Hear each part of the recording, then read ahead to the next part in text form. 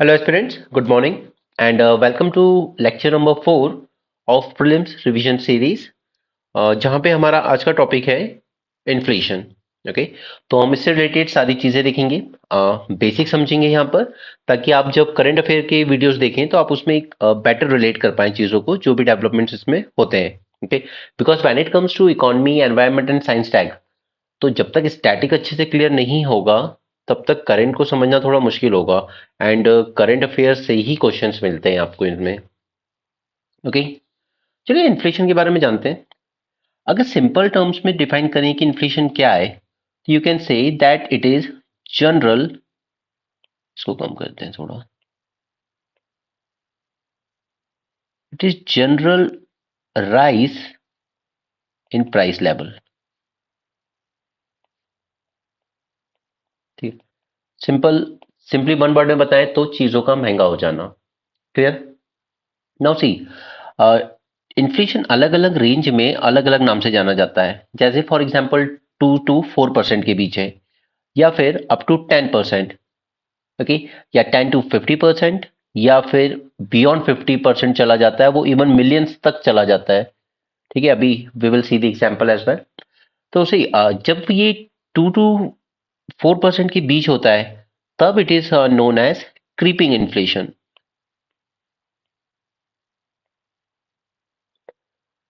Right, creeping inflation बोलते हैं इसे, इसमें कोई दिक्कत नहीं होती। But when it goes between 4 to 10, then it is known as walking inflation, and this walking inflation serve as a warning to both government as well as central bank कि अब अगर ये और बड़ा इससे, ओके, तो फिर आपकी इकोनॉमी प्रॉब्लम में आ जाएगी। और जब ये 10 to 50 के बीच में चला जाता है, at that time 10 to 50, that time it comes to be known as galloping inflation। Galloping या इसी को हॉपिंग इन्फ्लेशन भी कहा जाता है। ठीक है, जंपिंग, या मोस्ट कॉमन टर्म है run away inflation. Right, and जब ये 50 से लेकर और 100,000 मिलियंस तक में चला जाएगा तब इसको कहा जाता है हाइपर इन्फ्लेशन की सिचुएशन हो गई है। अब ये सिचुएशन ऐसा तो नहीं है कि ये सिर्फ थियोरेटिकल है, नहीं, रियल भी है। जैसे आफ्टर वर्ल्ड वॉर 2 जर्मनी में सिचुएशन हुई थी कि जर्मनी ने अपनी वॉर को फाइनेंस करने के लिए करेंसी को प्रिंट कर करके मार्केट में पंप करते रहे वो लोग, वॉर को फाइनेंस करने के लिए। बट मार्केट में इतना ज्यादा मनी पंप हो गया था कि अगर आप उस मनी को लेके कोयला खरीदने जाएंगे ना, तो उसमें खाना नहीं पक पाएगा आपका। बट अगर आप उस नोट को, उस करेंसी को ही जलाएंगे ना, तो आपका खाना पक जाएगा उतने में। ओके, दैट मीन्स वो करेंसी जो थी पूरी तरह यूजलेस हो गई थी। आपको एक ब्रेड का पैकेट लेने के लिए भी टेम्पो भर के ले जानी पड़ रही थी करेंसी। राइट, तो लोग कोयला परचेज करने से बेटर समझ रहे थे कि इस करेंसी को जला के अपना खाना पका लो। एंड ये हुआ जर्मनी में। ओके, और रिसेंटली रिसेंटली तो नहीं कहेंगे, चलिए 2009 की बात है, जिम्बाब्वे में भी यही हाल हुए थे। ओके, मिलियंस परसेंटेज में चला गया था उनका इन्फ्लेशन, कि एक ब्रेड का पैकेट भी उनके यहाँ मिलियंस ऑफ डॉलर में आ रहा था। और इसी को काउंटर करने के लिए उनकी गवर्नमेंट ने क्या किया, 100 मिलियन 100 मिलियन का डॉलर प्रिंट करना शुरू कर दिया। राइट, बट फिर भी वो उसको काउंटर नहीं कर पाए। सेम सिचुएशन वेनेजुएला में भी बनी। राइट, तो ये सब एग्जाम्पल है गैलोपिंग इन्फ्लेशन के। अब देखिए, जनरली जब आप लोग प्रिपरेशन स्टार्ट करते हैं, कई बार ऐसा मन में आता है कि इंडिया पे इतना कर्ज है तो करेंसी छाप के चुका क्यों नहीं देते। वही सिचुएशन आ जाएगी कि अगर मार्केट में हद से ज्यादा मनी सप्लाई बढ़ा दिया जाए। ठीक है, सपोज कीजिए कि मनी सप्लाई को हमने इंक्रीज कर दिया, सभी के हाथ में सूटकेस भर भर के पैसा आ गया। राइट, लेकिन अभी कॉमोडिटी का प्रोडक्शन तो उतना ही है, सपोज कि मार्केट में जो ओनियन है वो उतना ही है, बट अब पैसा सबके पास है। तो जो ओनियन 30 रुपीज kg में मिलना चाहिए, उसके खरीदार ज्यादा आ गए, अब सबके पास पैसा है। तो और ये सपोज कीजिए कि आपके पास उतना ही ओनियन है, तो लोग प्राइस बढ़ाना शुरू कर देंगे कि I will give 50, I will give 100, I will give 1000 and so on. और इस तरीके से आपकी कॉमोडिटी में प्राइस राइज बहुत तेजी से हो जाता है।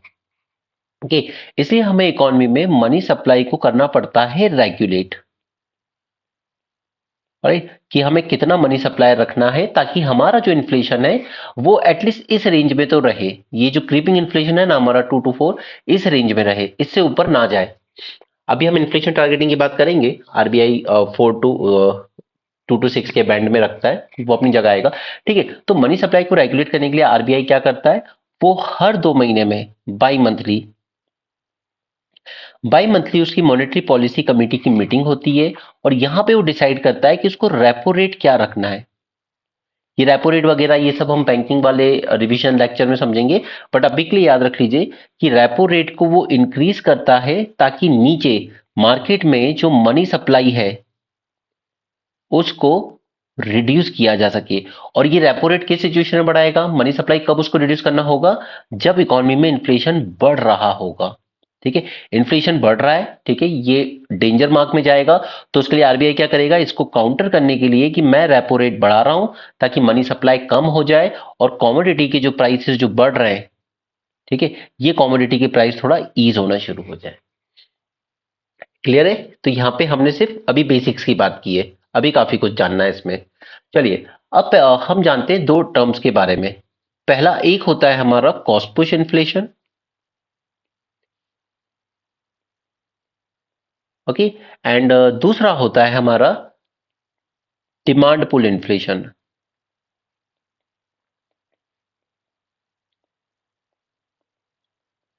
राइट। अब देखिए दो स्कूल ऑफ थॉट थे, एक था हमारा प्री प्री 1970, जिसे हम लोग कहते हैं किनीसियन। ठीक है, किनीसियन स्कूल ऑफ थॉट, उसने भी इन दोनों की बात की लेकिन अपने तरीके से। उसके बाद पोस्ट 1970 एक नया स्कूल ऑफ थॉट निकल के आया, that is monetaristic school of thought. ठीक है, इसने भी दोनों की बात की बट अपनी अलग तरीके से। ठीक है, तो चलिए पहले जानते हैं हम कॉस्ट पुश इन्फ्लेशन क्या होता है। देखिए, कॉस्ट पुश इन्फ्लेशन का मतलब यहां पर क्या है, पहले मैं ये हटा दूं किनीसियन, और ये आपको समझ में आ गया प्री 1970। अभी हम पहले किनीसियन वाला समझेंगे, ठीक है, उसके बाद मॉनेटरिस्टिक को। तो यहाँ पे कॉस्ट पुश इन्फ्लेशन क्या है, यानी कि सपोज कीजिए कि कोई कंपनी कुछ प्रोडक्शन कर रही है, वो कुछ बना रही है, ये, लेकिन उसके पास जो बनाने के लिए रॉ मटेरियल आ रहा है, सपोज केचप बना रही है, टोमेटो आ रहा है, अगर सपोज कीजिए कि वो रॉ मटेरियल ही महंगा हो गया तो, राइट, तो उसकी जो कॉस्ट ऑफ प्रोडक्शन होगी वो बढ़ जाएगी।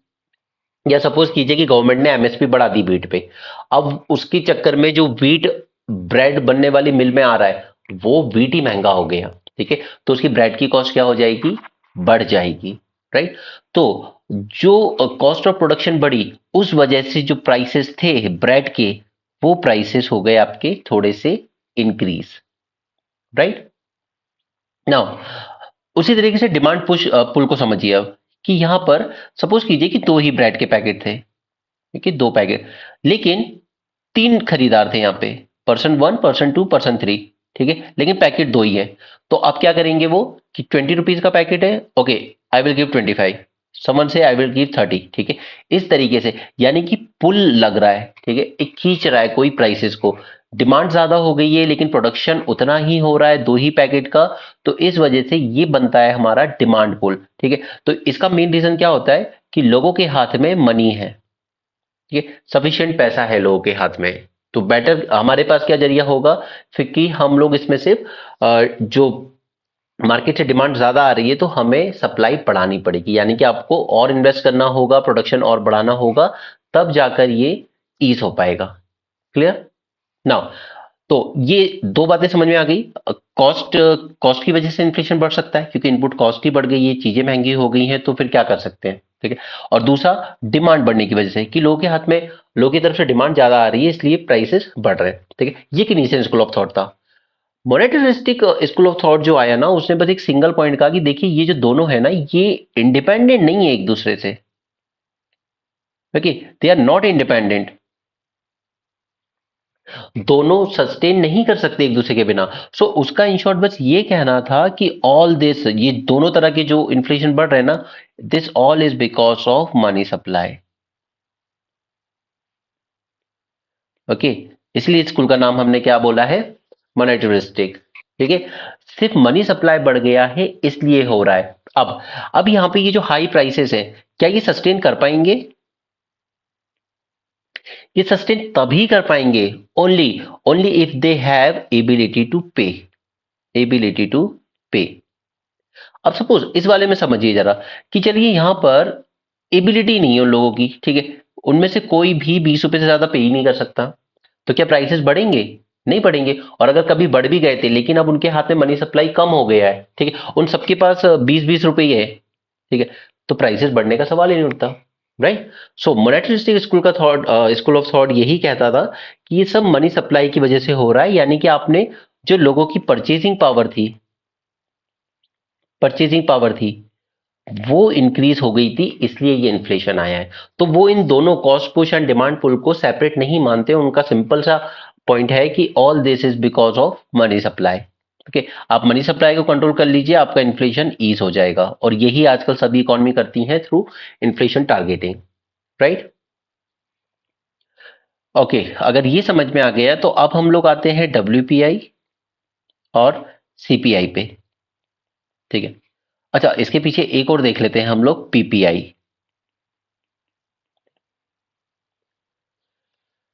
देखिए, होलसेल ये जो है PPI, it is nothing but producer price index, producer price index, ठीक है।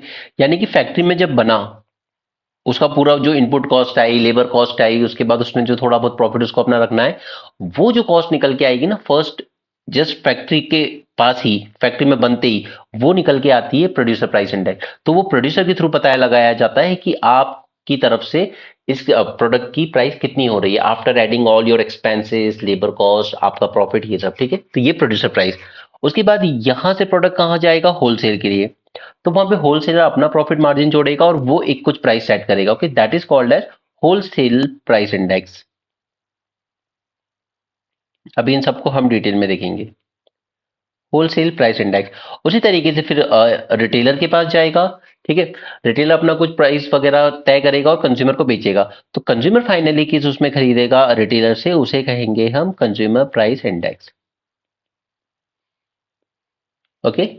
तो अब हम इन तीनों को, दोनों को डिटेल में समझते हैं, ठीक है। Producer price index is simple कि वहां पर जो भी इनपुट कॉस्ट आई है पूरी वगैरह और उसका प्रॉफिट वगैरह जो उसको जोड़ना है उसके रिगार्डिंग, ठीक है। अब हम समझते हैं डब्ल्यूपीआई को। देखिए, अगर आपको ये सब कंसेप्ट पता भी है ना पहले से, तो भी इनको थोड़ा मैंने काफी डिटेल में समझाया है, बिकॉज यूपीएससी कभी भी आपको सरप्राइज थ्रो कर देता है, सो अच्छे से डिटेल में ही जान लो, वो बेटर रहेगा। Okay, WPI. देखिए, सबसे पहले तो कि जब भी हमें कोई सा भी इंडेक्स तैयार करना होता है तो वहां पर एक बास्केट होती है, ठीक है। इस बास्केट में कुछ फिक्स नंबर ऑफ कमोडिटीज होंगी जिनके प्राइसेस वगैरह को हम लोग कैलकुलेट करेंगे, ठीक है। तो होलसेल के लिए हमारी पास जो बास्केट होती है उसमें टोटल होती है 697 कमोडिटीज। नंबर याद रखना जरूरी नहीं है, बस एक थोड़ा सा रफ आइडिया रखो। इसमें हम तीन कैटेगरीज में डिवाइड करते हैं इन सभी आइटम्स को, ठीक है। अराउंड 13% वेटेज होता है फ्यूल एंड पावर का, ठीक है। इसके अलावा इसमें कोल, मिनरल ऑयल, इलेक्ट्रिसिटी, ये सब आ जाएगा, ठीक है। इसके बाद 64% वेटेज होता है हमारा मैन्युफैक्चर्ड आइटम्स का, ये याद रखना, ठीक है। सबसे ज्यादा मैन्युफैक्चर्ड आइटम का वेटेज होता है, यही सब प्रीलिम्स के स्टेटमेंट में आके परेशान करेगा फिर, ओके। मैन्युफैक्चर्ड आइटम इसमें क्या आ जाएंगे हमारे? अब ये यहाँ पे एक ट्रिक थोड़ा सा ध्यान देना यहाँ पे, ठीक है। अब फूड प्रोडक्ट्स, ठीक है, टोबैको, बेवरेजेस, टेक्सटाइल एटसेट्रा। इस फूड प्रोडक्ट्स को याद रखो, मैं अभी आपको बता रहा हूँ कि क्यों मैंने उसको एम्फेसाइज किया है। तीसरा, तीसरी कैटेगरी हमारी बनती है ऑलमोस्ट 23% वेटेज के साथ प्राइमरी आर्टिकल्स, ठीक है। प्राइमरी आर्टिकल्स में क्या आ जाएंगे हमारे? Food articles, okay, non food articles, minerals etcetera, ठीक है। अब देखिए, यहाँ फूड है, नॉन फूड है, फिर यहाँ पे फूड प्रोडक्ट्स क्यों है? ये मैन्युफैक्चर्ड में क्या कर रहा है? तो देखिए, वो ये कर रहा है कि यहाँ पे जब हम फूड प्रोडक्ट्स की बात कर रहे हैं तो हमारा पूरा फोकस है जैसे पल्सेस, ठीक है, fruits and vegetables, milk etcetera, ठीक है। उसी तरह से जब नॉन फूड आइटम्स की बात कर रहे हैं हम, तो वो ऐसे जैसे कि जो रॉ फॉर्म में होते हैं, रॉ कॉटन, राइट, जूट, खा नहीं सकते आप उसको, ठीक है, सिल्क एटसेट्रा, ठीक है। यहाँ पे जब हम फूड प्रोडक्ट्स की बात कर रहे हैं तो हम उनकी बात कर रहे हैं जो बनाए जाते हैं बाद में रिफाइन करके, जैसे कि शुगर, ठीक है, T tea leaves, coffee etcetera. Clear? तो इसमें कंफ्यूज नहीं होना, ठीक है। थोड़ा सा वेटेज वेटेज का ध्यान रखिएगा, ये इंपॉर्टेंट है आपके एग्जाम के लिए, ये आपको पूछा जाता है। सबसे ज्यादा वेटेज मैन्युफैक्चर्ड आइटम्स का होता है, ठीक है। चलिए आगे चलते हैं। अब इसके बारे में काफी कुछ जानना है हमें। सी अब जब होलसेल प्राइस इंडेक्स की हम लोग बात कर रहे हैं ना, तो यहाँ पे हम लोग क्या करते हैं कि हम लोग जो इनडायरेक्ट टैक्सेस वगैरह होते हैं उनको अभी कैलकुलेशन में नहीं ले रहे हैं हम, ठीक है। इनडायरेक्ट टैक्स वगैरह को हम इसकी कैलकुलेशन में नहीं रहते हैं इन्फ्लेशन को डिटरमिन करने के लिए, ठीक है। इसको कैलकुलेट करने के लिए हम लोग क्या करते हैं, जो बेस प्राइस होता है, ठीक है, सपोज जैसे हमारा बेस ईयर है 2011-12, तो बेस प्राइस उससे सॉरी बेस प्राइस से डिवाइड कर दिया जाता है करंट प्राइस को, यानी कि अभी के जो प्रेवलेंट प्राइस है, राइट। इसके बाद इन सभी का जियोमेट्रिक मीन लिया जाता है, and now the important thing is कि ये जियोमेट्रिक जो लिया जाता है ना उसको किया जाता है एवॉन्स फॉर्मूला से, ठीक है। उसे हम लोग कहते हैं एवॉन इंडेक्स फॉर्मूला। क्लियर? अगर समीशन दिखाएंगे हम तो इतना मतलब मैं डिटेल से आपको बता रहा हूँ कि कई बार क्या इस तरह के फॉर्मूले वगैरह पूछ लिए जाए तो नाम का एक आइडिया होना चाहिए, ठीक?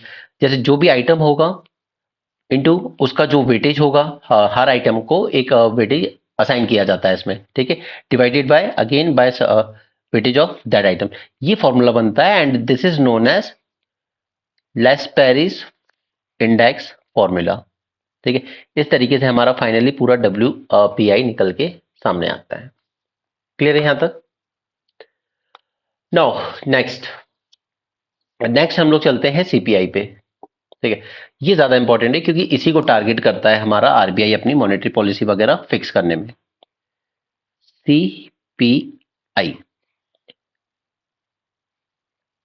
क्या? अब देखिए यहाँ पे ना कंजम्पशन पैटर्न को ऑब्जर्व किया जाता है। पहले तो ऊपर वाला जो WPI था उसको हमने कितने उसमें डिवाइड किया था, 3 कैटेगरीज में। यहाँ पे हम लोग इसको यहाँ पे हम लोग इसको समराइज करते हैं 6 कैटेगरीज में, राइट। याद रख लीजिएगा, इतना टफ नहीं है। सबसे पहले आती है हमारी फूड एंड बेवरेजेस, राइट। उसके बाद हमारे आते हैं पान, टोबैको एंड इंटॉक्सिकेंट्स, ठीक है, 2 हो गया।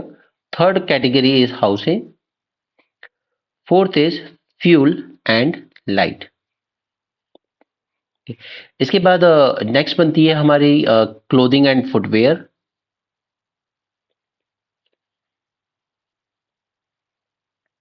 And last is miscellaneous.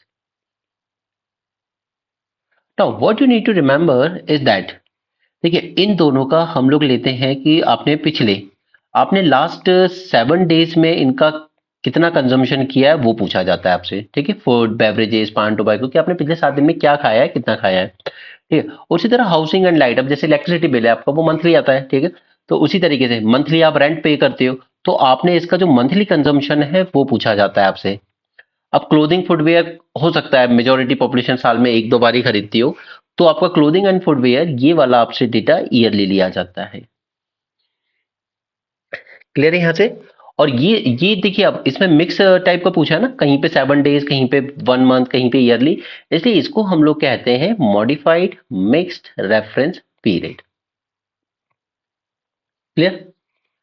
Now now think कि देखिए कंजम्पशन पैटर्न सबका अलग अलग होगा। जैसे आप लोग स्टूडेंट्स हो, आपका कंजम्पशन पैटर्न एक अलग होगा, ठीक है। कोई फिजिकल लेबर करने वाला लेबरर है कंस्ट्रक्शन साइट पे, उसका कंजम्पशन पैटर्न थोड़ा अलग होगा, ठीक है। तो इसीलिए यहाँ पे क्या किया जाता है कि जो ग्रुप्स हैं हमारे, इनको हम लोग डिवाइड करते हैं in homogeneous group of consumers, homogeneous group of consumers में, ठीक है? और इस तरीके से हम लोग अलग अलग इंडेक्स प्रिपेयर करते हैं। फर्स्ट, सबसे पहले प्रिपेयर किया जाता है अर्बन नॉन मैनुअल एम्प्लॉय, ठीक है। मैं पूरा नाम नहीं लिख रहा हूं, आप लिख लीजिए खुद के नोट्स में। Urban non manual employ, right. उसी के बाद सेकंड ग्रुप बनाया जाता है इंडस्ट्रियल वर्कर्स का। ओके। थर्ड ग्रुप बनाया जाता है agriculture labourers and fourth group बनाया जाता है रूरल लेबरर्स का। ठीक। नो, नाम से आपको क्लियर तो हो गया होगा कि ये सब क्या है। ठीक है। जब हम बात कर रहे हैं अर्बन नॉन मैनुअल एम्प्लॉयज की, तो यानी यहाँ पे वो लोग आ गए जैसे कि जो लोग सर्विस क्लास में है। ठीक है, जैसे बैंकिंग सेक्टर में काम कर रहे हैं या टीचिंग सेक्टर में काम कर रहे हैं। ठीक है, इंडस्ट्रियल वर्कर्स हो गए, एग्रीकल्चर लेबरर्स जो एग्रीकल्चर फार्म्स वगैरह में काम कर रहे हैं, रूरल लेबरर्स यानी कि जो रूरल एरियाज में वर्क कर रहे हैं बट एग्रीकल्चर से हट के, कुछ जैसे किसी के कोई ब्रिक फिल्म्स है, ठीक है, या छोटी मोटी कोई इंडस्ट्री लगा रखी है। तो ये चार कैटेगरी में हम लोग उसको समराइज करते हैं। मैं इनकी बेस ईयर आपको लिख के दे देता हूँ, याद नहीं भी रखोगे तो भी कोई दिक्कत नहीं है, इतना इंपॉर्टेंट नहीं है। ओके। जैसे इंडस्ट्रियल वर्कर, इनका बेस ईयर क्या है, 2016। एग्रीकल्चर लेबरर्स 1986 87 इनका बेस ईयर है। उस तरह रूरल लेबरर्स 1986 87 है। ठीक है। और ये सब पब्लिश कौन करता है, ये करती है आपकी मिनिस्ट्री ऑफ लेबर के अंडर में एक डिपार्टमेंट आता है, labour and employment bureau. Right. अब इन सबको हम लोग यूज कहाँ करते हैं, तो देखिए ये वाला जो है अर्बन नॉन मैनुअल लेबर, ये डिटरमिन किया जाता है डीएनएस अलाउंस देने के लिए, but for those who are working with foreign companies, जैसे फॉरेन बैंक है इंडिया में। ठीक है। अ, उनके लिए जो एम्प्लॉय वर्क कर रहे हैं उनका डीएनएस अलाउंस इससे फिक्स किया जाता है। सेंट्रल गवर्नमेंट स्टेट गवर्नमेंट के जो एम्प्लॉयज हैं उनका डीएनएस अलाउंस यानी कि महंगाई भत्ता फिक्स किया जाता है इंडस्ट्रियल वर्कर वाले सीपीआई के थ्रू। ओके। जैसे सेंट्रल स्टेट गवर्नमेंट के जो एम्प्लॉयज हैं उनका यहाँ से फिक्स किया जाता है। और agriculture labourers and rural labourers का यहाँ से जो इंडेक्स निकल के आता है उससे फिक्स किए जाते हैं इनके मिनिमम वेज। क्लियर है यहाँ तक? ओके। इतना समझ में आया आपको?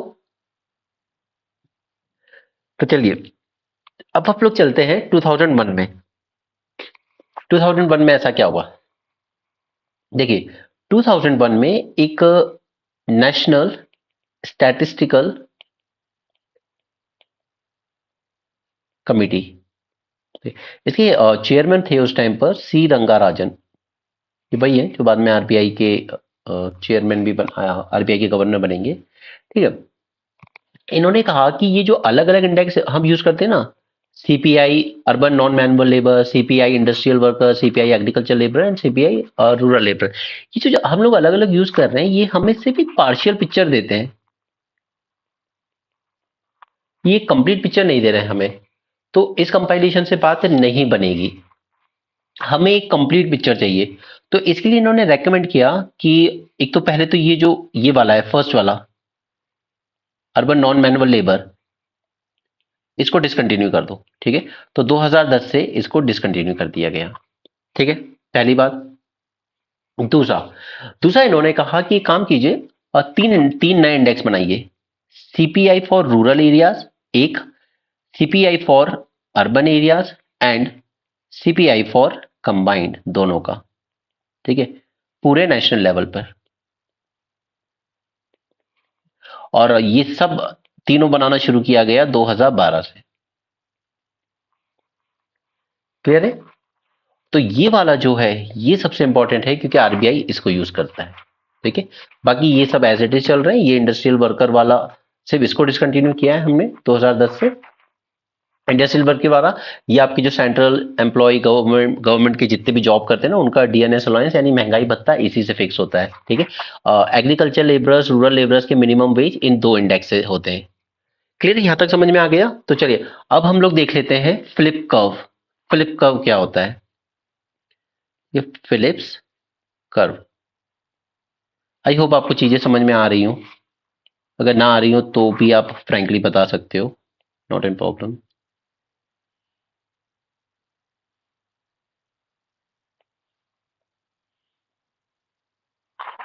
ऑलराइट। देखिए इसको इस पे लिखिए यहाँ पर इन्फ्लेशन, इसको यहाँ पे लिखिए अनएम्प्लॉयमेंट। ठीक है।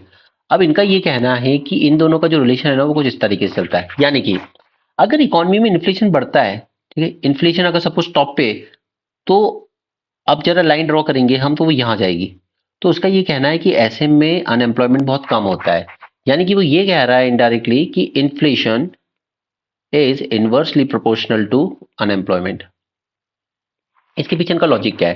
देखिए, इनका लॉजिक ये है इसके पीछे कि जब आपका इन्फ्लेशन बढ़ रहा है, ओके, यानी कि आपकी इकोनॉमी सपोज अगर बहुत अच्छे से काम कर रही है, अपना बहुत अच्छा आउटपुट दे रही है, ठीक है, जब आपकी जीडीपी, आपकी इकोनॉमी अच्छे से ग्रो कर रही होगी, ठीक, तो उसको वर्कर्स की जरूरत ज्यादा पड़ेगी, ठीक। इकोनॉमी ग्रो अच्छा कर रही है यानी मार्केट में डिमांड अच्छी है, तो हमें क्या करना है कि हमें और ज्यादा प्रोडक्शन करना है। डिमांड आ रही है तो चलिए प्रोडक्शन और बढ़ाते हैं, ठीक है। प्रोडक्शन बढ़ाने के लिए मुझे क्या करना पड़ेगा? और वर्कर्स हायर करने पड़ेंगे। तो अनएम्प्लॉयमेंट ऐसे में क्या हो जाएगा? अल्टीमेटली कम हो जाएगा, राइट, इनवर्स प्रोपोर्शनल। अगर इन्फ्लेशन बढ़ रहा है, ठीक है, मतलब मेरी अगर जीडीपी ग्रो कर रही है, अनएम्प्लॉयमेंट कम हो जाएगा, ठीक है, जस्ट जस्ट रिवर्स। ऑलराइट, उसी तरीके से अब सोचिए कि मेरा जो इन्फ्लेशन है वो गिर के यहां आ गया, ठीक है, यानी कि अब कंपनीज के जीडीपी जो है हमारी वो स्लो डाउन हो गई है। अब लोगों के पास उतनी डिमांड नहीं आ रही है, तो वो क्या करेंगी? अपना प्रोडक्शन अब क्या शुरू कर देंगी? अब वो अपना प्रोडक्शन कम करना शुरू कर देंगी, क्योंकि डिमांड कम आ रही है। तो प्रोडक्शन कम हुआ तो वर्कर्स भी अब उसको ज्यादा नहीं चाहिए। अब वर्कर्स ज्यादा नहीं चाहिए तो क्या होगा? अनएम्प्लॉयमेंट बढ़ना शुरू हो जाएगा, ठीक है, काम नहीं मिल रहा उनको। सो ये इन्होंने कहा कि इन्फ्लेशन अगर हाई रखेंगे ना, तो हम लोग अनएम्प्लॉयमेंट को परमानेंटली टैकल कर सकते हैं। बट बाद में कुछ लोगों ने जब इनको काउंटर किया तो उन्होंने कहा देखिए ऐसा नहीं है, ये सिर्फ कुछ, it is only valid for short time, short term, ठीक है, ये सिर्फ शॉर्ट टर्म के लिए वैलिड है। क्यों? क्योंकि देखिए, आपने, चलिए मान लीजिए कि आपने बहुत लोगों को जॉब भी दे दी, ठीक है, बढ़िया, सबको जॉब मिल गया, but at the same time कि मार्केट में इन्फ्लेशन बहुत ज्यादा है, तो वो जो वर्कर्स भी आएंगे वो क्या करेंगे? वो हायर वेजेस डिमांड करना शुरू कर देंगे कि हमें आप जो वेज दे रहे हो वो काफी नहीं है, क्योंकि मार्केट में हर चीज महंगी हो गई है। तो they will demand higher wages, right. अब हायर वेजेस की वजह से क्या होगा? कंपनी की कॉस्ट ऑफ प्रोडक्शन और बढ़ जाएगी, फिर कंपनी सोचेगी नहीं नहीं, इतने वर्कर्स मैं अफोर्ड नहीं कर सकता, इनको रिलीज करो, ठीक है। तो उनका यही कहना है कि एक हद से ज्यादा अगर इन्फ्लेशन हो जाएगा, ठीक है, एक हद से ज्यादा चला जाएगा इन्फ्लेशन, तो फिर आपकी अनएम्प्लॉयमेंट प्रॉब्लम वापस शुरू हो जाएगी। ऑलराइट, सो ये जो कंसेप्ट था इनका, it is only valid for short term, not long term. Long term में फिर वो प्रॉब्लम क्रिएट करना शुरू कर देगा। Companies workers wages higher demand करना शुरू कर देंगे, क्योंकि मार्केट में उन्हें बाकी की जो दूसरी चीजें खरीदनी है वो भी महंगी हो चुकी है, और वो वेज ज्यादा डिमांड करने लगेंगे, तो कंपनी कहेगी नहीं नहीं चाहिए, okay, get it of them, मैं ऑटोमेशन की तरफ जाऊंगा, रोबोट्स यूज करूंगा एंड सो ऑन। तो ये माना गया कि यार इकोनॉमी में इन्फ्लेशन तो होना चाहिए, but it should be somewhere optimal level. कुछ एक ऑप्टिमल लेवल होना चाहिए कि हाँ, एक minimum level of inflation is good, जैसे सपोज 4%। और क्योंकि देखिए, आप भी आज कुछ इन्वेस्ट कर रहे हो, कल को आप सोचोगे चलो इसकी कीमत कल को बढ़ेगी। अब सपोज कि उस इकोनॉमी में इन्फ्लेशन बिल्कुल ही नहीं है, कि अगले साल भी कीमत उतनी रहेगी, तो आप क्यों इन्वेस्ट करोगे, राइट। सो इसे हम लोग कहते हैं नेचुरल रेट ऑफ इन्फ्लेशन, या फिर इसके लिए एक और वर्ड यूज किया जाता है, नायरू, ठीक है, नायरू को याद रखिएगा। इसका मतलब होता है non accelerating inflation rate of unemployment, ठीक है, यानी कि वो इन्फ्लेशन का रेट जो एक्सेलरेटिंग हो रहा है एंड इट इज अनएम्प्लॉयमेंट को एक मीडियम टर्म पे मैनेज किया हुआ है, ठीक है। तो आप कह सकते हो कि इकोनॉमी में हमेशा एक सर्टेन लेवल ऑफ अनएम्प्लॉयमेंट हमेशा रहेगा, चाहे आपकी इकोनॉमी कितनी भी अच्छी ग्रो कर रही हो, okay, there will always be some level of unemployment in the economy. Alright, तो चलिए फ्लिप कर्व्स हो गया। अब हम लोग देख लेते हैं food price index. Food price index, तो मैंने आपको डब्ल्यूपीआई और सीपीआई में बताया। डब्ल्यूपीआई में 3 कैटेगरी है, उसमें से एक है फूड बेवरेजेस वाली, ठीक है। उसी के बाद मैन्युफैक्चर आइटम है, तो वहां भी फूड प्रोडक्ट्स है। ऊपर दिखा देते हैं फिर से ताकि रिवाइज हो जाए आपका, ठीक है। ये देखिए, डब्ल्यूपीआई में मैन्युफैक्चर आइटम्स में we have food products, right. In primary article also we have food products, ठीक है। तो जब मैं फूड प्राइस इंडेक्स कैलकुलेट करूंगा, मैं दोनों लेवल पे करूंगा, होलसेल लेवल पर भी और कंज्यूमर लेवल पर भी। तो होलसेल में, तो जब होलसेल प्राइस इंडेक्स में जो फूड कमोडिटीज आती हैं बास्केट में आउट ऑफ दिस 6 एंड 7, मैं सिर्फ उन्हीं का कैलकुलेट करूंगा। यानी कि ये वाला जो है फ्यूल एंड पावर वाला, ये मेरे कोई काम का नहीं है फूड प्राइस इंडेक्स कैलकुलेट करने में। क्लियर? उसी तरीके से सीपीआई की जब मैं बात करूंगा तो मेरे काम का क्या है इसमें, सिर्फ फूड एंड बेवरेजेस, क्योंकि मैं फूड प्राइस इंडेक्स कैलकुलेट कर रहा हूँ, बाकी सब तो मेरे काम के नहीं है। राइट? तो वही बस इतना सा ही फर्क है कि फूड प्राइस इंडेक्स दोनों लेवल पर कैलकुलेट होता है आपका, होलसेल लेवल पर भी और कंज्यूमर लेवल पर भी। ठीक है? और कंज्यूमर लेवल पे तीनों कैटेगरी में आएगा, रूरल के लिए भी कैलकुलेट होगा, अर्बन के लिए भी होगा और कंबाइंड भी कैलकुलेट होगा। क्लियर? ये फूड प्राइस इंडेक्स की बात हो गई। उसी तरीके से एक और इंडेक्स आता है हाउसिंग प्राइस इंडेक्स। ओके, अब हाउसिंग प्राइस इंडेक्स क्या हेल्प करता है मेरी? देखिए, ये हेल्प करता है हमें इन इन्फॉर्म्ड डिसीजन मेकिंग। ठीक है? बायर है, सेलर है, इन्वेस्टर है, इवन पॉलिसी मेकर भी जो है, उन सबको इंफॉर्मेशन इसी से हेल्प मिलती है कि हाउसिंग में क्या लेवल का इन्फ्लेशन चल रहा है। दो इंडेक्स पब्लिश किए जाते हैं। एक इंडेक्स है हमारा रेसिडेक्स, ठीक है, जो पब्लिश करता है हमारा national Housing bank. National Housing bank is actually the home loan regulator, home loan का रेगुलेटर है ये। ठीक है? और ये प्राइमरी एंड सेकेंडरी मार्केट दोनों में डील करता है इन डिफरेंट सिटीज। ठीक है? सभी सिटीज में देखिएगा क्या रेट चल रहा है प्रॉपर्टी का, हाउसिंग वगैरह का। और प्राइमरी और सेकेंडरी दोनों, प्राइमरी यानी सीधे सेलर और बायर के बीच, सेकेंडरी यानी कि आपने खरीदा कहीं से, आप बायर थे, फिर आपने दोबारा रीसेल कर दिया किसी और बायर को, वो हो जाता है सेकेंडरी मार्केट। ठीक है? तो एक इंडेक्स हो गया हमारा Residex, right, publish by National Housing Bank. उसी तरीके से हमारा एक दूसरा इंडेक्स भी आता है जो जिसका नाम है housing price index, housing price index.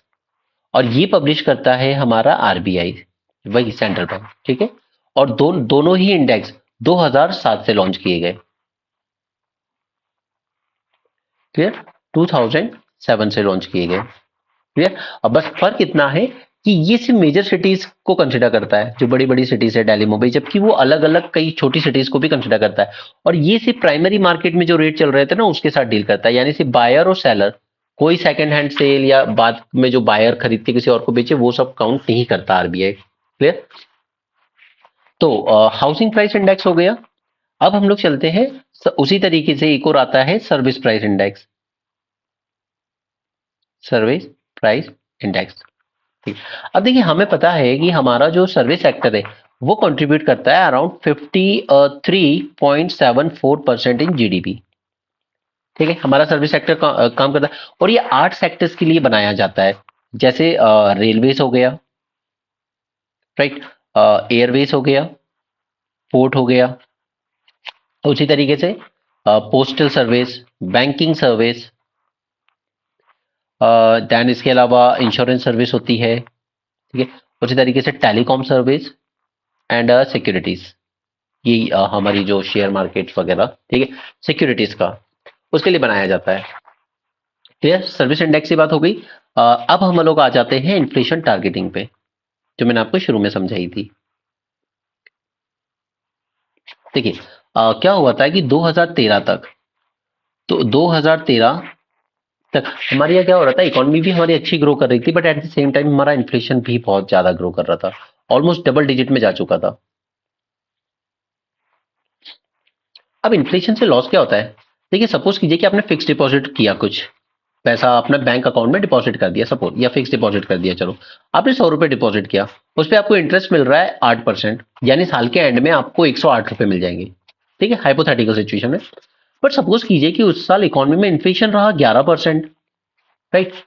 तो आपने ये जो 100 रुपए रखे थे ना, ये सपोज कीजिए आपकी जेब में 100 रुपए पड़े थे, ठीक, तो जो चीज आप पहले 100 रुपए की खरीद सकते थे एक साल पहले, आज उसको खरीदने के लिए आपको देने पड़ेंगे 111 रुपए। ठीक है? सपोज कोई पेन है, आप 100 रुपए में खरीद सकते थे आज, पर आपने उस 100 के नोट को अपनी जेब में रखा। ठीक है? फिर आपने साल के एंड में जाके वो पेन खरीदा, तो उसने कहा भाई साहब 11% महंगाई बढ़ गई है, इन्फ्लेशन, तो पेन हो गया 111 का। ठीक है? आपने उस 100 रुपए को फिक्स डिपॉजिट में इन्वेस्ट किया था, गवर्नमेंट ने आपको दिया 8% इंटरेस्ट, तो आपके पास तो आए सिर्फ 108 रुपए, तो उल्टा आपकी जो वैल्यू थी 100 रुपए की वो 3% डिक्रीज हो गई। राइट, ये होता है इन्फ्लेशन का। ये इसी को आप ये मान लीजिए एक तरह का इन्फ्लेशन टैक्स। ठीक है, उल्टा आपके 3 रुपए कम हो गए। राइट, तो इन्फ्लेशन बहुत ज्यादा हाई हो जाता है तो आपको उल्टा नुकसान होने लगता है, जबकि आपको लग रहा है कि यार मेरा तो 8% प्रॉफिट आ रहा है। बट सच ये है कि अब आप जब उस 108 रुपए से कुछ लेने जाओगे तो आप वो चीज नहीं खरीद पाओगे जो एक साल पहले 100 रुपए में खरीद सकते थे। क्लियर? तो इसके लिए फिर गवर्नमेंट ने कहा नहीं, ये तो बहुत गलत हो रहा है, इसके लिए क्या किया जाए। तो 2013 में आरबीआई के गवर्नर थे मिस्टर रघुराम राजन। उन्होंने एक पैनल बनाया उर्जित पटेल के अंडर में। ठीक है, एक कमेटी बनाई। इस कमेटी ने कहा एक काम करते हैं, ये जो सीपीआई कंबाइंड है ना, इसको टारगेट करते हैं। इसको हम लोग रखेंगे 2 to 6% के बैंड में, या इसको इस तरीके से भी लिख सकते हो +-2% के बैंड में। ओके, इसके बीच में टारगेट किया जाएगा by using the monetary policy. ठीक है, इसके लिए मॉनेटरी पॉलिसी कमेटी बनाई गई। 6 मेंबर होते हैं इसमें, 3 आते हैं आरबीआई की तरफ से और 3 आते हैं गवर्नमेंट की तरफ से। ठीक है, यानी कि आप कह सकते हो कि इसमें मनी सप्लाई को रेगुलेट करने में गवर्नमेंट का भी कंट्रीब्यूशन रहता है। तो आरबीआई में 3 है, एक गवर्नर होते हैं, एक डेप्यूटी गवर्नर होते हैं और एक और ऑफिसर होता है उनका। गवर्नमेंट की तरफ से 3 नॉमिनेट करती है गवर्नमेंट। अब ये सब वोटिंग करते हैं। अब सपोज करो कि अगर 3-3 से टाई हो गया तो फिर जो गवर्नर साहब होंगे उनको दिया जाता है कास्टिंग वोट, यानी कि वो दूसरी बार वोट करके डिसाइड करेंगे कि इंटरेस्ट रेट क्या होंगे। और मॉनेटरी पॉलिसी क्या फिक्स करेगी, ये फिक्स करती है रेपो रेट। रेपो रेट वो रेट होता है जिस परसेंटेज पर, जितने परसेंट ब्याज पर सेंट्रल बैंक नीचे के बैंकों को लोन देगा। अब सपोज अगर ये इंक्रीज कर दिया तो नीचे बैंक के पास जो पैसा आना है वो महंगा हो गया, तो बैंक नीचे जो लोन देगा पब्लिक को वो भी महंगा हो जाएगा। और पब्लिक फिर लोन कम लेगी तो अल्टीमेटली क्या होगा, जो ऑब्जेक्टिव था कि इन्फ्लेशन को कंट्रोल करने के लिए मनी सप्लाई को रिड्यूस करना है, ये ऑब्जेक्टिव अचीव कर लिया जाता है through this repo rate. Okay, इसी को कहते हैं इन्फ्लेशन टारगेटिंग। और ये जो 2 to 6% का बैंड डिसाइड किया था, इसके साथ ये भी रखा था कि इसको रिवाइज किया जाएगा हर 5 साल में। ठीक है, और रिवाइज कौन करेगा, तो इसे रिवाइज करेगी government, but after consulting the RBI. Okay, so that is your inflation targeting. Clear है? अब ये जो सीपीआई इंडेक्स है ना, सीपीआई कंज्यूमर प्राइस इंडेक्स, इसी को हम लोग कहते हैं headline inflation. Right, headline inflation. लेकिन अगर मैं सीपीआई में से 2 चीजें माइनस कर दूं, that is fuel and food. क्यों? क्योंकि दोनों ना बहुत ही वॉलेटाइल होते हैं नेचर के, वॉलेटाइल इन नेचर। जैसे वहां इसराइल की वॉर शुरू हो गई हमास में, वहां से तेल आना थोड़ा महंगा हो गया। ठीक है, रेड सी पे हाउदी रेबल्स ने अटैक शुरू कर दिए तो वहां से ऑयल जो आ रहा है वो महंगा हो गया। तो फ्यूल की प्राइसेस बाहर की वजह से महंगे हो जाए तो उस पर आरबीआई का कंट्रोल नहीं है। राइट, उसी तरीके से फूड। ठीक, मॉनसून फेल हो गया सपोज, या सपोज कहीं पे एकदम से बाढ़ आ गई और सारी फ्रूट वेजिटेबल्स बेकार हो गए, जैसे भी दिल्ली में हुआ था, तो ये फूड प्राइस एक पर्टिकुलर मंथ के लिए बहुत तेजी से बढ़ जाएंगे। तो ये वोलेटाइल होते हैं। तो अगर हम हेडलाइन इन्फ्लेशन में से माइनस कर देते हैं फूड एंड फ्यूल के आइटम्स को, तो हमें मिल जाता है हमारा core inflation. Right, core inflation यहां से हमें मिल जाता है। क्लियर है? अब हम 2-4 टर्म्स और समझते हैं फिर लेक्चर को खत्म करेंगे। एक टर्म है हमारा स्टैगफ्लेशन। 2 टर्म से मिलकर बना है, एक है स्टैग्नेशन और दूसरा है फ्लेशन यानी कि इन्फ्लेशन। स्टैग्नेंट मतलब होता है कि कुछ भी ना बढ़ रहा है ना घट रहा है, बराबर है, तो ठीक है, एज इट इज। और इन्फ्लेशन होता है कि यार बढ़ रहा है, ठीक है, इन्फ्लेशन बढ़ रहा है, यानी कि आपकी इकोनॉमी में कोई चेंज नहीं हो रहा है। ठीक है, ना घट रही है ना बढ़ रही है, वो कांस्टेंट है, बट इन्फ्लेशन बढ़ रहा है। तो ऐसा क्यों होता है? तो इसको समझने के लिए जरा पहले इस रिलेशन को समझते हैं। ये है हमारी जीडीपी, ये है इन्फ्लेशन और ये है हमारा अनएम्प्लॉयमेंट। अभी तक हमें फिलिप कर्व्स ने क्या बताया कि अगर हमारी जीडीपी बढ़ रही है, ठीक है, जीडीपी बढ़ रही है तो लोगों के हाथ में मनी सप्लाई बढ़ रहा है तो इन्फ्लेशन बढ़ रहा है। ठीक है, और इन्फ्लेशन बढ़ रहा है यानी कि मार्केट में डिमांड आ रही है क्योंकि जनता के पास मनी है। तो जब डिमांड आ रही है तो कंपनी अपना प्रोडक्शन बढ़ा रही है, प्रोडक्शन बढ़ाने के लिए वर्कर हायर कर रही है। तो हमने अभी तक क्या समझा कि इन्फ्लेशन बढ़ रहा है तो अनएम्प्लॉयमेंट क्या होगा, कम। ठीक है, उसका जस्ट उल्टा क्या होगा, अगर जीडीपी कॉन्ट्रैक्ट कर रही है, ठीक है, जीडीपी कॉन्ट्रैक्ट कर रही है, लोगों के हाथों में पैसा नहीं है, तो इन्फ्लेशन कम हो जाएगा, डिमांड ही नहीं आ रही। डिमांड नहीं आ रही तो मुझे वर्कर्स को छुट्टी करनी पड़ेगी तो अनएम्प्लॉयमेंट रेट बढ़ेगा। ठीक है, ये इंडिकेशन हमें फिलिप कर्व ने दे दिया। ठीक है, बट यहां पे क्या प्रॉब्लम हो रही है कि ना तो जीडीपी बढ़ी ना घटी, ठीक है, कांस्टेंट है जीडीपी। तो फिर क्या चीज है जो इन्फ्लेशन को बढ़ा रही है? इन्फ्लेशन को यहां पे बढ़ाती है आपकी कॉस्ट ऑफ प्रोडक्शन, ठीक है। सपोज कि ऑयल के प्राइसेस बढ़ गए इंटरनेशनल मार्केट में, ओके। अब जो भी कंपनी सब कुछ यूज कर रही है, डीजल वगैरह या पेट्रोल वगैरह, ट्रांसपोर्टेशन कॉस्ट, कोई भी कॉस्ट, ठीक है, वो सब कॉस्ट अगर बढ़ जाती है, ठीक है, यानी कि उस प्रोडक्ट को बनाने की प्राइस ही बढ़ गई है। अब प्राइस बढ़ गई है तो ऑब्वियस सी बात है कि डिमांड कम हो जाएगी, लोग कहेंगे महंगी हो गई ये चीज, हमें नहीं खरीदनी, ओके। और आपकी जीडीपी जो होगी अब वो गिरना शुरू होगी फिर, ठीक है। तो यहाँ पे कॉस्ट ऑफ प्रोडक्शन बढ़ने की वजह से उस वक्त तक तो मेरी जीडीपी स्टैग्नेंट रही, कोई दिक्कत नहीं थी, ठीक है, ना बढ़ रही थी ना घट रही थी। बट प्राइसेस बढ़ना शुरू हो गए ड्यू टू जो रॉ मटेरियल या जो भी चीजें इनपुट कॉस्ट यूज हो रही थी उसमें, उसकी वजह से, ओके। तो ये बनता है स्टैग्नेंट, ठीक है। इकोनॉमी हमारी स्टैग्नेंट है बट इन्फ्लेशन क्यों बढ़ रहा है? क्योंकि जो इनपुट कॉस्ट है या जो रॉ मटेरियल्स हैं वो महंगे हो गए हैं किसी वजह से, ओके। तो ये बनता है हमारा स्टैगफ्लेशन। उसी तरीके से एक और टर्म निकल के आता है दैट इज स्क्यूफ्लेशन, ठीक है, स्क्यूफ्लेशन। अब जैसा नाम आपको सजेस्ट कर रहा है, बट इसमें फर्क बस ये है कि कुछ some goods and services, some and goods and services, इनमें इन्फ्लेशन बहुत ज्यादा हाई हो जाता है। सपोज कि इतने बड़े सीपीआई बास्केट में सिर्फ फ्यूल के प्राइसेस बहुत तेजी से बढ़ जाएं एकदम, ठीक है, ये एक कमोडिटी है, बहुत ज्यादा बढ़ गए, ठीक है। या सपोज कि कोविड का टाइम है, एकदम से सर्विस यानी कि जो डॉक्टर्स जो सर्विस ऑफर कर रहे हैं इसकी प्राइसेस बहुत तेजी से बढ़ जाए, यानी कि जब पूरा सीपीआई बास्केट हम देख रहे हैं या डब्ल्यूपीआई बास्केट देख रहे हैं तो हमें लग रहा है ठीक है 5% 6%, बट हो सकता है कि उसमें अकेले फ्यूल का जब देखें तो 13% इन्फ्लेशन चल रहा है उसमें, राइट। तो ऐसी सिचुएशन को हम लोग कहते हैं स्क्यूफ्लेशन, ये rise of prices of some commodities, ठीक है। बट ओवरऑल जब हम इंडेक्स देख रहे हैं तो हमें नॉर्मल लग रहा है, बट अंदर जब हम एक एक चीज को देख रहे हैं तो हम देख रहे हैं कि कुछ कमोडिटीज का तो बहुत ज्यादा है। ऑलराइट, अब लास्ट टॉपिक है हमारा डिफ्लेशन, डिसइंफ्लेशन एंड रिफ्लेशन, ठीक है। तो अब इसको समझने के लिए मैं आपको एक डायग्राम बना के देता हूं, उससे आपको सबसे बेस्ट तरीके से समझ में आएगा।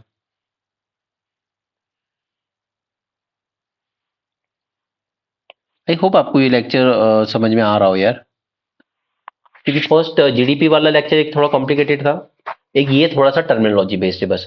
अगर इतना समझ में आ गया तो फिर बाकी की इकोनॉमी सब बच्चों वाली बातें आराम से हो जाएगी।